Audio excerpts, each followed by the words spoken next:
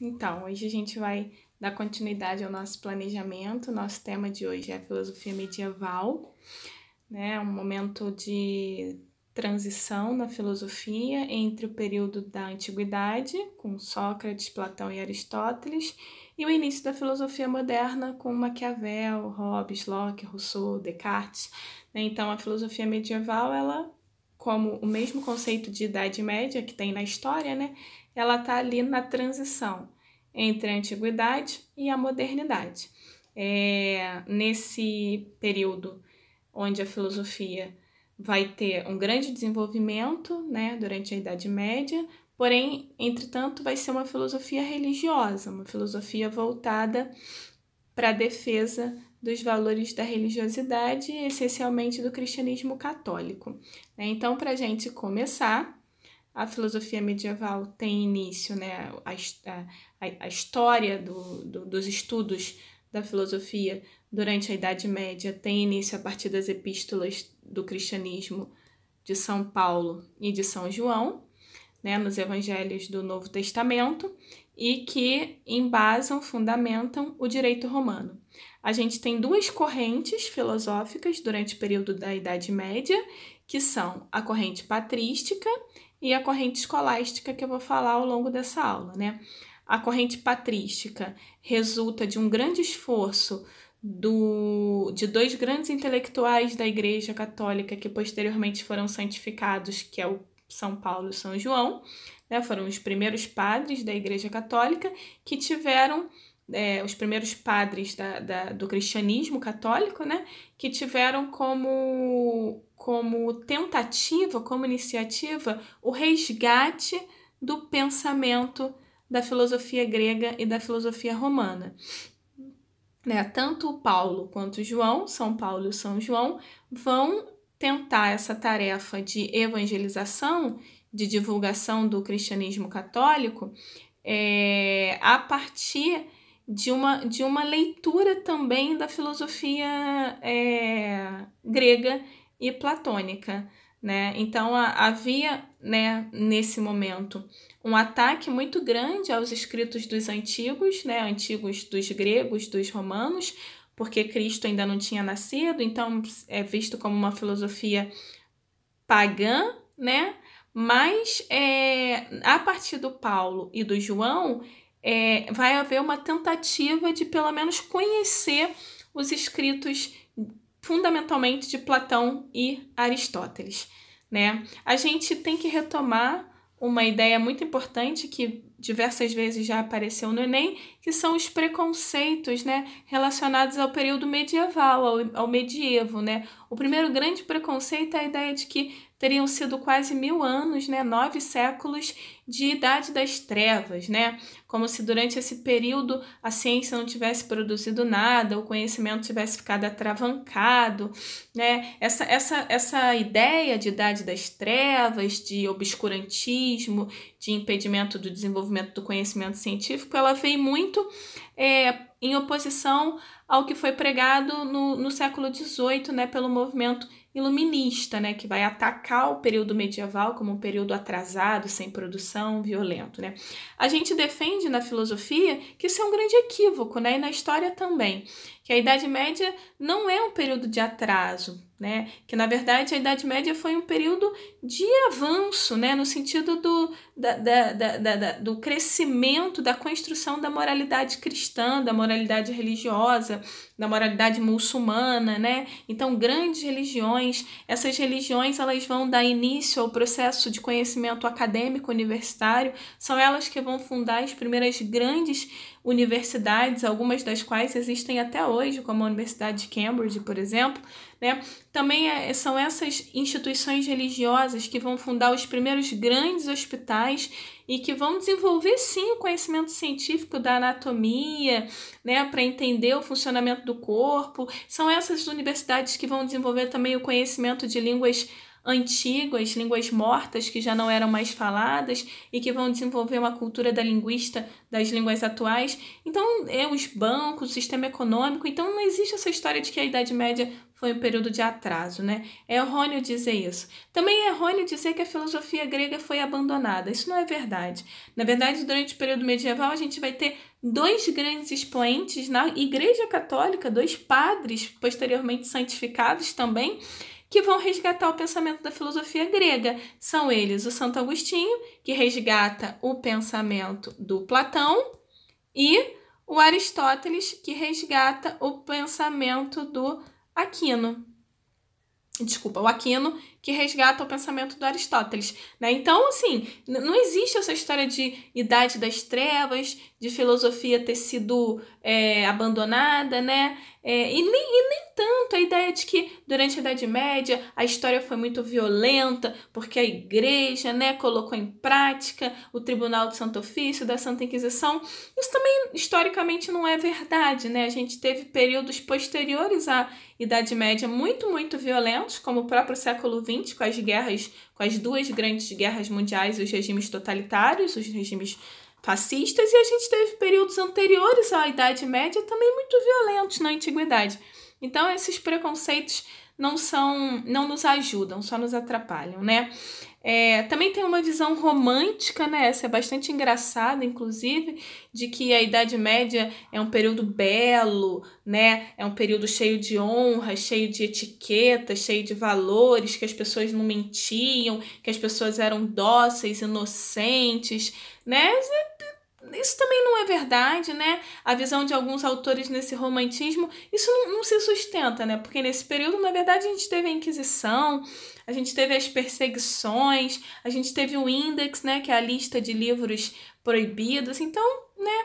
Na verdade, a Idade Média foi um período como qualquer outro período da história, né? Com avanços, com retrocessos, né? Mas a gente, quando pensa em Idade Média, a primeira coisa que instala é a teocracia, né? É uma sociedade teocrática, né? Que viveu sobre a égide, sobre o poder, sim, da Igreja Católica Apostólica Romana. Isso é um fato.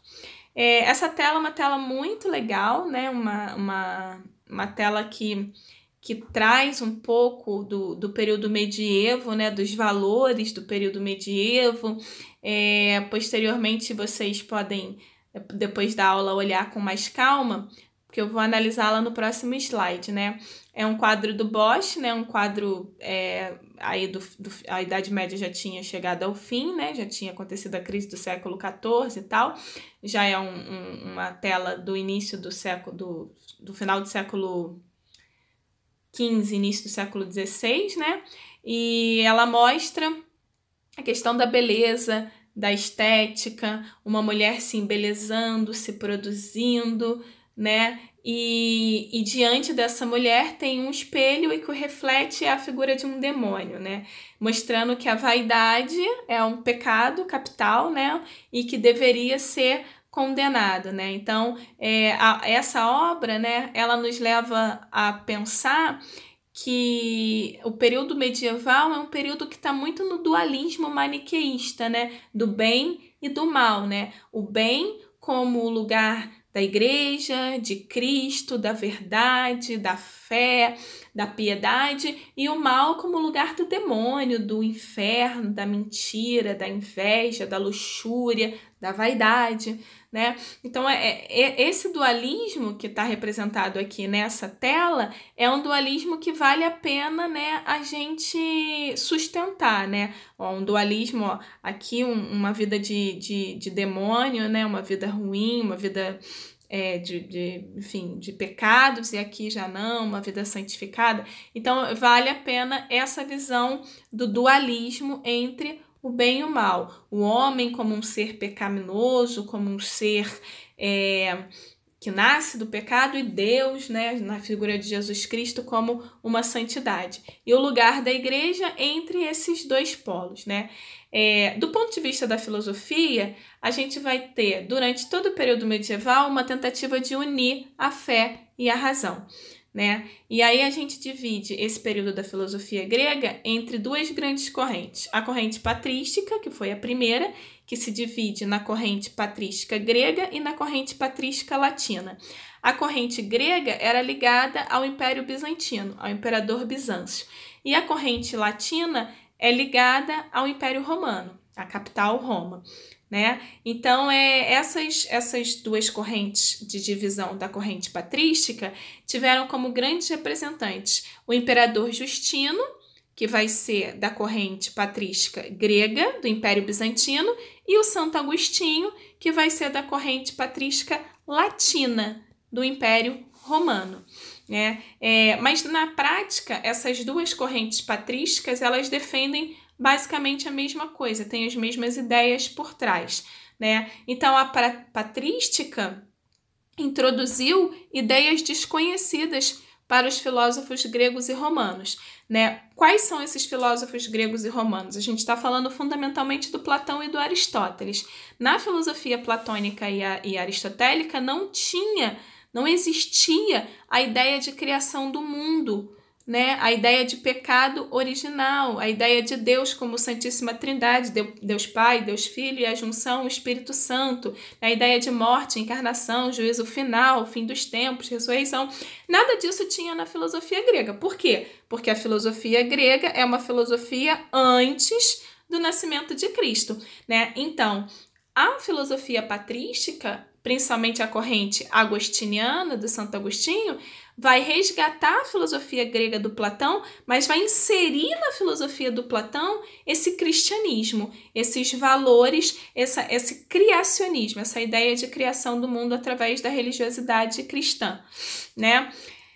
Com isso, a gente vai ter uma imposição das ideias cristãs, do cristianismo católico, dentro do pensamento platônico e dentro do pensamento aristotélico. Então, o Agostinho e o Tomás de Aquino, eles resgatam o Platão e o Aristóteles, mas eles resgatam submetendo o pensamento do Platão e do Aristóteles à fé cristã.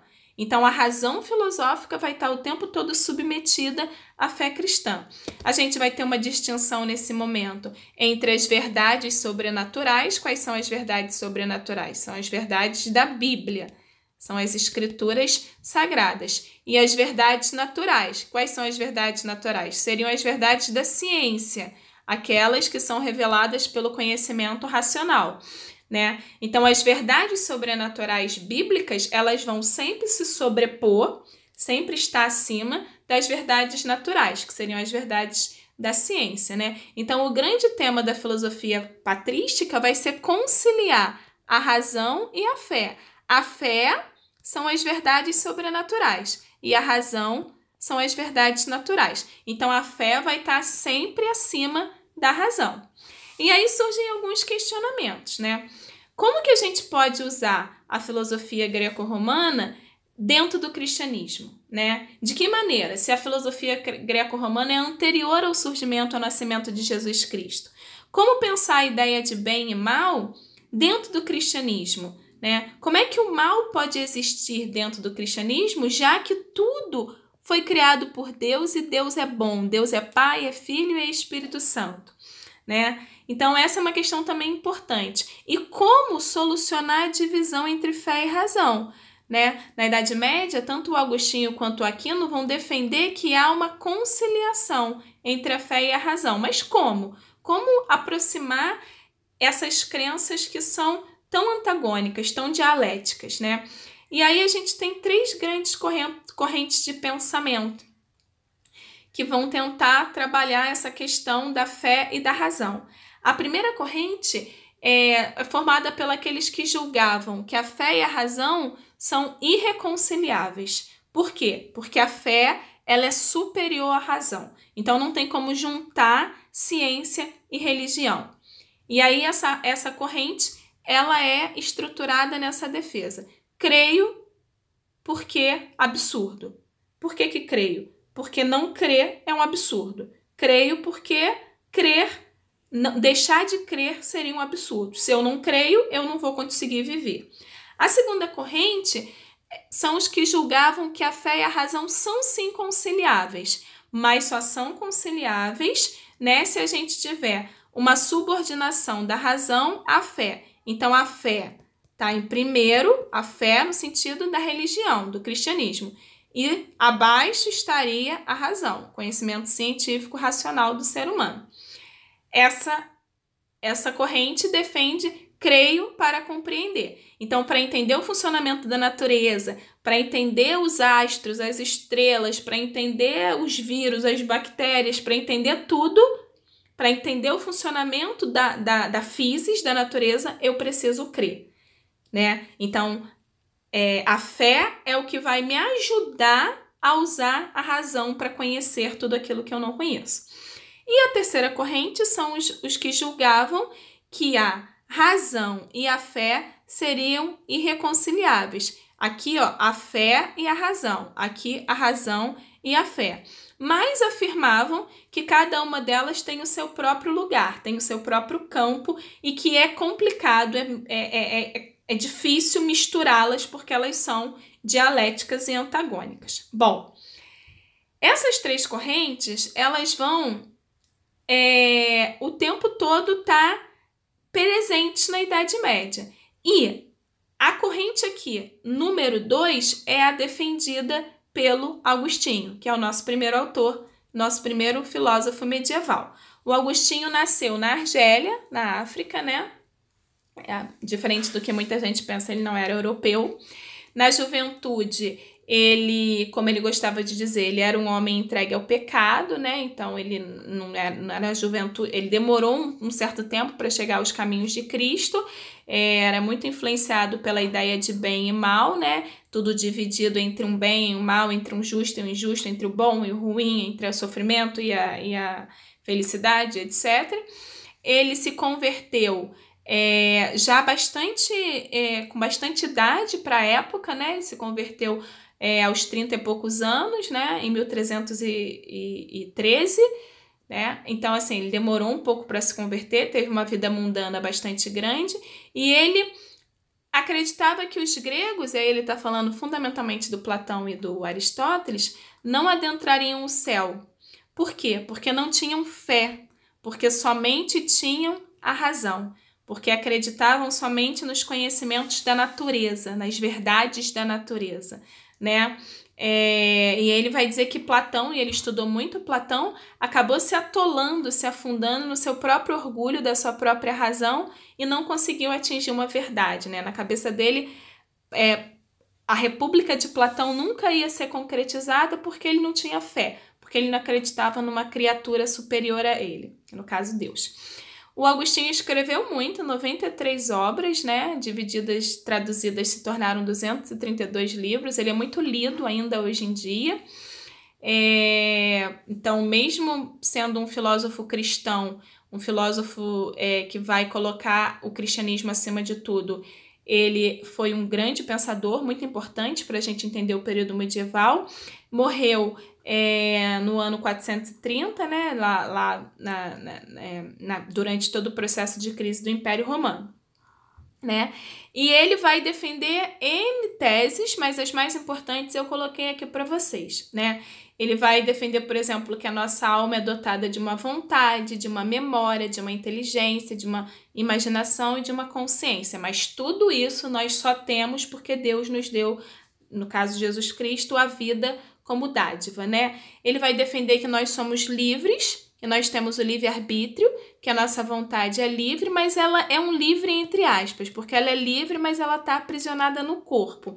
Então, os nossos desejos físicos corporais, né? Desejo de comer, desejo de beber água, acabam limitando essa nossa vontade livre, né? Ele vai defender também que o erro que a gente comete geralmente é acreditar né, ele vai dizer que o erro, o pecado, é acreditar que nós não somos capazes de conhecer a verdade, né? Segundo ele, nós somos capazes de conhecer a verdade. Todo conhecimento é possível, mas nós só vamos alcançar a verdade se tivermos fé, né? E ele volta a questão para Deus. A sua filosofia se constrói baseada no Platão. Então, o Agostinho é um filósofo que leu toda a obra do Platão, principalmente a República e Banquete, mas ele vai juntar o Platão com a Bíblia cristã. Então, ele, de certa forma, ele cristianiza o Platão. Ele pega os ensinamentos de São Paulo e de São Pedro e leva esses ensinamentos para dentro da filosofia do Platão, né? O que ele resgata do Platão? O que ele resgata do platonismo? A ideia que Platão defende, que a alma alcança a verdade, é o conceito do Platão de mundo das ideias, que no Agostinho seria o céu, o paraíso divino. E de resto, o Agostinho considera o pensamento platônico insuficiente, porque Platão não tinha o seu Deus, né, para crer, né? Ele não tinha fé em nenhuma instância sobrenatural. Então ele defende que a verdadeira ciência legítima, o Agostinho, é a teologia. O que é a teologia? Teologia é o estudo de Deus. Logia, logos, estudo, conhecimento, e tel, Deus.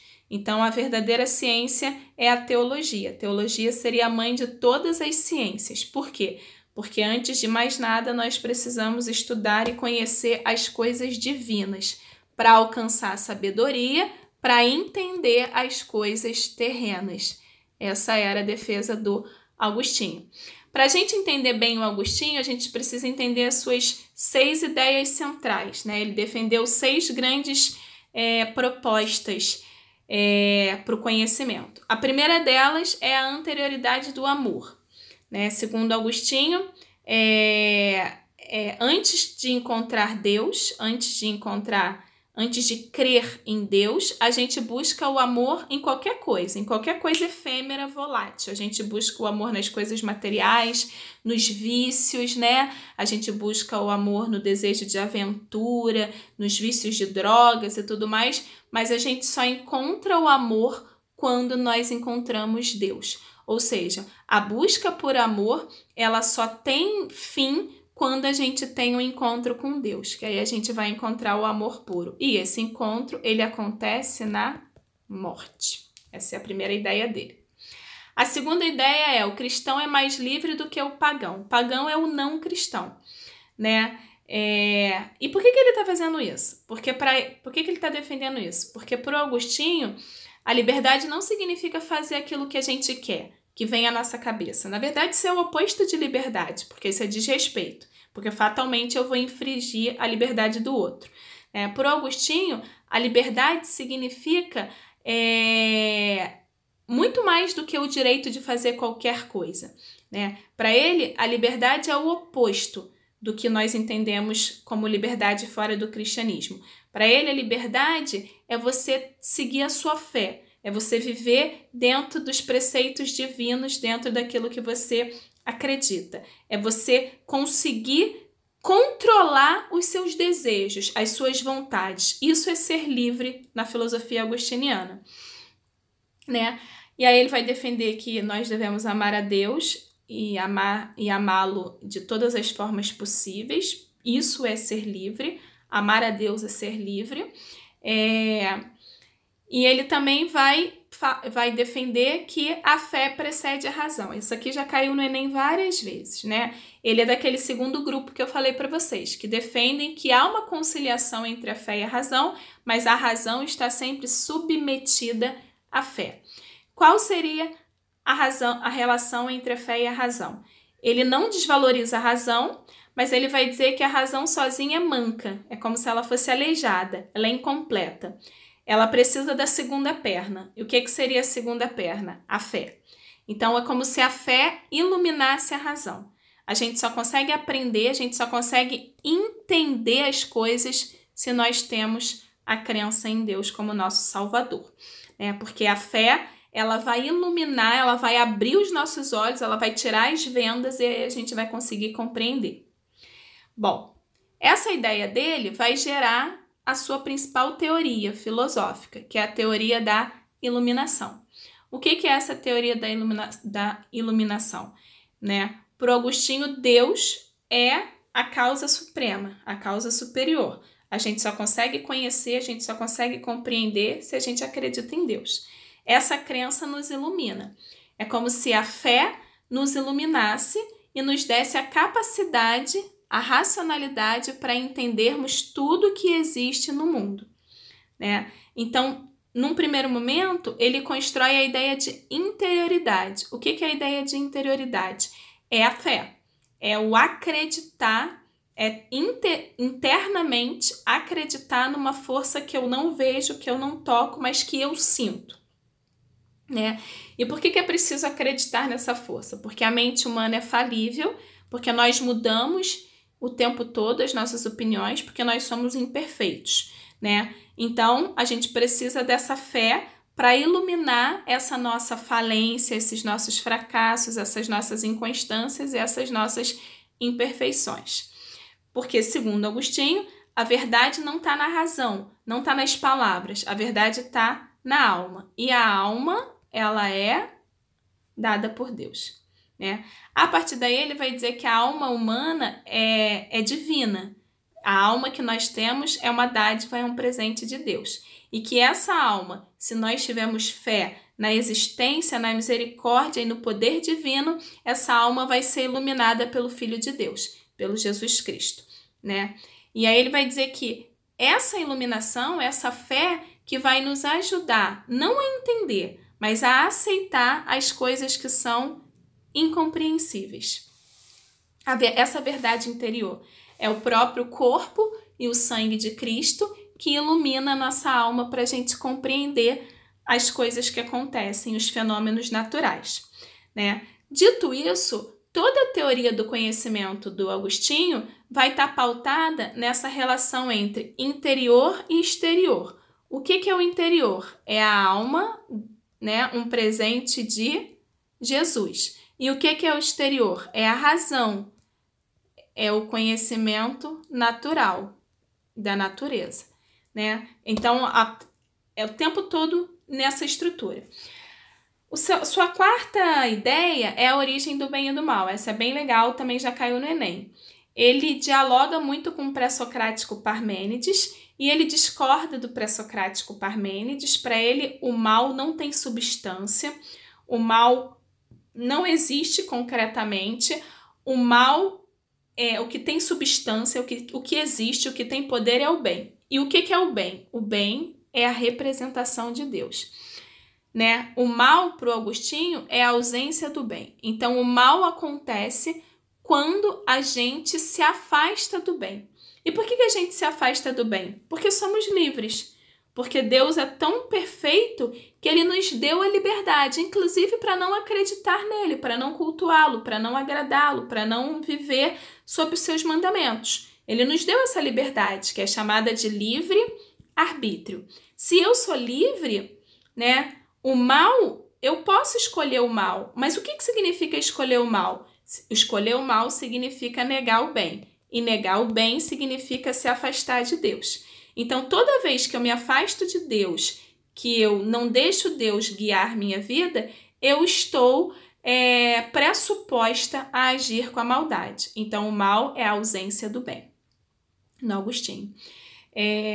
O que Deus teria feito antes de criar o mundo? É o princípio da anterioridade que o Agostinho está discutindo aqui. Para ele, antes de criar o mundo, é uma pergunta metafórica, né? Ele vai dizer, olha, não existia o antes. A ideia de antes remete à ideia de tempo. Só que foi Deus que criou o próprio conceito de tempo, que é representado por esse instrumento, né? Então, não tem que pensar como era antes de criar o universo, porque essa conceituação de tempo também é uma criação divina. Então percebam, para a gente entrar no Aquino, que a teoria do Agostinho é o tempo todo submetendo a fé à razão. Ele traz a razão, ele traz o Platão, ele concorda com a ideia de Platão do mundo das ideias, mas ele submete todo o pensamento platônico ao pensamento cristão, principalmente de Paulo e de Pedro. A segunda corrente medieval é a escolástica, que teve como representante o Tomás de Aquino. Então, o Agostinho representou a patrística e o Aquino representa a escolástica. O Aquino que está escrevendo, né, a sua filosofia medieval, a sua filosofia religiosa no período de declínio da Igreja Católica, lá por volta do século IX até o século XIV, né? As escritas dele fizeram muito sucesso durante esse longo período.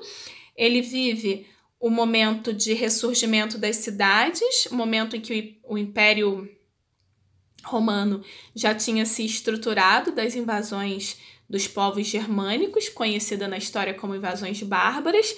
Então as cidades europeias já estavam se reestruturando, já estavam se formando grandes centros comerciais, né? Um renascimento comercial muito grande, ele vive nesse momento. E nesse momento houve uma grande efervescência pelo conhecimento científico, né? O momento do surgimento das universidades, das primeiras grandes universidades, né? Institutos de produção do conhecimento científico. A escolástica, inclusive, vai ser um método de ensino que vai ser utilizado nas primeiras universidades, que eram todas católicas religiosas, confessionais, né? Esse termo escolástica significa, né, vem da palavra escola e significa uma divisão do conhecimento nas escolas medievais, uma divisão chamada trívio e quadrívio. O trívio, assim que o jovem entrava na universidade, ele estudava 3 grupos de conhecimento, né, que era a gramática, a retórica e a dialética. Retórica, a arte de falar bem, dialética, as contradições do mundo natural, né? Então, amor, ódio, calor, frio, as contradições. E, posteriormente, esse jovem ele entrava no quadrívio, que eram as 4 ciências que necessitava de mais experiência para serem compreendidas, né? A aritmética e a geometria, a astronomia e a música, né? Então, durante todo o período medieval, as escolas medievais, as universidades, elas funcionavam através desse método de ensino chamado escolástica, que dividia o conhecimento em 2 partes. O trivium, a questão das letras, da linguagem, né? E o quadrivium, a questão dos cálculos, da quantificação, da arte com a música e do conhecimento da física com a astronomia. A Igreja Católica, quando cria suas primeiras universidades, coloca esse modelo em prática, né? Essa modalidade de ensino, de pensamento, era essencialmente cristã. A escolástica foi adotada única e exclusivamente nas escolas e universidades cristãs. E esse modelo procurava respostas que justificassem a fé como uma doutrina ensinada pelo clero, pelo alto clero, guardiã das verdades espirituais. Então, a fé como algo superior, novamente, à razão. A escolástica ela vai ser atravessada por 2 grandes pensamentos, pensamento do Platão e o pensamento do Aristóteles.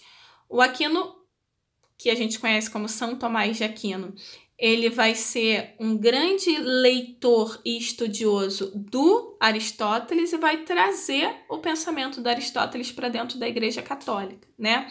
Ele, assim como o Agostinho, também busca unir a fé e a razão, só que ele vai fazer isso trazendo o Aristóteles, né? Ao passo que o Santo Agostinho fez isso trazendo o Platão. No Aquino, o lugar entre a fé e a razão, onde ele traz o pensamento do Aristóteles, ele coloca a fé como uma possível conciliação à razão. No Agostinho, há uma ênfase maior no predomínio da fé, na fé vir primeiro e a razão posterior. No Aquino, não. No Aquino, ele defende uma certa independência entre o mundo racional, científico, que é a razão, e o mundo da fé, o mundo da religião. Ele consegue ver essas 2 coisas como independentes, mas ele não rejeita a prioridade da fé com relação à razão. Mas como ele é um aristotélico, ele consegue, em muitos momentos da sua obra, tentar fazer essa separação e, ao mesmo tempo, essa conciliação, colocar as duas para caminharem juntas, né? Essa frase é dele: a razão sem fé fica louca e a fé sem a razão fica cega, né? Aqui simboliza bem a tentativa dele de não colocar as duas em caminhos opostos, mas sim em caminhos simétricos, né? Ele traz o pensamento do Aristóteles fundamentalmente para escrever as suas 5 teses tentando provar que Deus existe. Então, ele passa boa parte da sua vida tentando provar a existência de Deus e ele usa o Aristóteles para ajudá-lo nesse caminho, né? Para ele, a ideia de Deus não é autoevidente. É preciso provar que Deus existe. Por que não é autoevidente? Porque Deus não é empírico, a gente não toca Deus, a gente não enxerga Deus, a gente não sente o cheiro de Deus. Então, não é autoevidente, né? Então, se não é autoevidente, é necessário que a filosofia prove a existência de Deus. E aí ele vai trazer para a gente 5 princípios que nos ajudam a conhecer Deus e a provar que ele realmente existe, né? Então, esses princípios seriam a não contradição, a substância, causa eficiente, finalidade, ato, potência. Nesse final aqui, causa eficiente, finalidade, ato, potência, que ele resgata o pensamento aristotélico, né? Esses 5 princípios foram chamados pelo Aquino de teoria das causas de Deus. Aqui no Brasil a gente traduziu como teoria da existência de Deus. O primeiro princípio dos 5 é o princípio do motor imóvel. É o argumento do movimento, que ele resgata lá do Heráclito, né? Se tudo que existe está em constante movimento, como Heráclito vai dizer, que a gente não pode se banhar no mesmo rio 2 vezes, porque na segunda vez o rio não é mais o mesmo e nós também não somos mais a mesma pessoa. Então, se o cosmos e o ser humano estão num constante processo de movimento, segundo o Aquino, deve ter existido um primeiro ser que criou o movimento inicial, né? O primeiro movimento, que criou todas as coisas. Um ser que gerou a mudança. Esse ser que gerou a mudança foi um ser que deu o pontapé inicial, mas ele mesmo não foi movido, porque ele inicia o movimento. Então, ele é um motor imóvel que vai iniciar a ideia de movimento. Esse ser é Deus. Esse é o primeiro preceito. O segundo preceito ele chama de causa eficiente, trazendo a teoria das causas do Aristóteles. É ligado ao primeiro, do motor imóvel, e ele vai defender que as coisas não possuem em si mesmo a origem, uma vez que precisam sempre de outras coisas para se realizarem, né? Então, qual é a origem dessa caneta? Sei lá, é o petróleo. Qual é a origem do petróleo? As fontes orgânicas. Qual é a origem das fontes orgânicas? Então, sempre vai ter uma causa, mas a origem de todas as coisas juntas, a causa inicial, né? Seria o que ele chama de motor imóvel, é Deus. O terceiro preceito é ser necessário, esse ser com S maiúsculo, e os seres possíveis. É o argumento do cosmos, do universo. Ele vai dizer que as coisas são como são, mas poderiam ser diferentes. Tudo possui uma característica específica por algum ser que assim determinou. E o ser que determina todas as coisas, o ser que determina como a Pamela nasceu, o ser que determina por que a gente está tendo coronavírus agora nesse momento, esse ser é Deus, responsável por todos os acontecimentos e processos. Quarto princípio, graus de perfeição. Ele vai defender, o Aquino, que os graus existentes nos levam a uma comparação entre as coisas. Para buscarmos um padrão de comparação, devemos ter uma medida, né? Então, como é que eu sei, sei lá, se esse copo aqui amarelo é de boa qualidade ou de péssima qualidade? Eu tenho que ter uma medida, eu tenho que ter um critério que defina bom e ruim. Para ele, essa medida é sempre Deus, esse critério, uma vez que ele é um ser perfeito e só podemos conhecer o que é imperfeito a partir daquilo que é a perfeição. Então, Deus seria a medida de todas as coisas, né? Engraçado que lá na frente, no humanismo, né, a gente vai ter a ideia de que o homem é a medida de todas as coisas. No período medieval, não. E o quinto e último preceito, o governo supremo. É um argumento teológico, né? Um argumento da teologia. A ideia de que todas as coisas possuem uma finalidade, que seria a causa final. Todas as coisas possuem um curso, possuem uma meta. E essa finalidade é sempre definida por um ser primordial que é Deus. Então ele sabe de todas as coisas e é ele que define os nossos caminhos. Dessa forma, o Tomás de Aquino, ele usa a razão do mundo material, né, as coisas, a necessidade de compreender o funcionamento do universo para explicar a existência, para provar a existência de Deus de uma forma mais racional e menos idealista. Então ele junta esses dois mundos, né, a fé e a razão, buscando uma conciliação entre esses dois mundos, né? Bom, é isso. Finalizei aqui.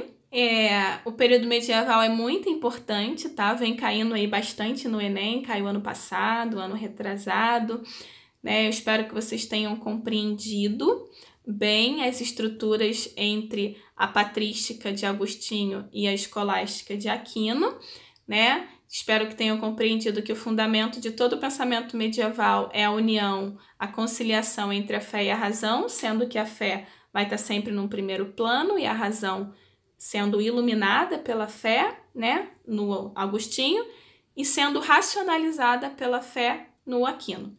É isso, pessoal. Beijinhos, né? Obrigada por estarem aqui comigo e até a próxima.